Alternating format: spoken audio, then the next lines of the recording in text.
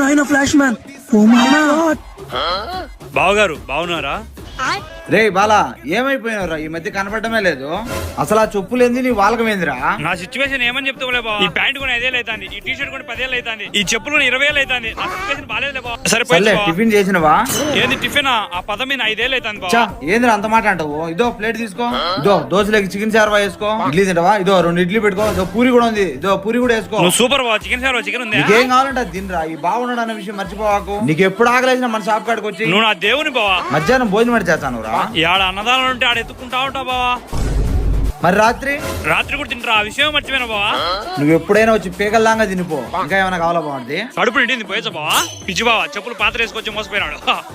నా పరిస్థితి పరుసు కొట్టేసిన కూడా తెలియదు తెంగర యాదవ్కి. బచ్చాగాడు ఇంత లెక్క పెట్టుకుని నా కాడ కథలు పడతాడు.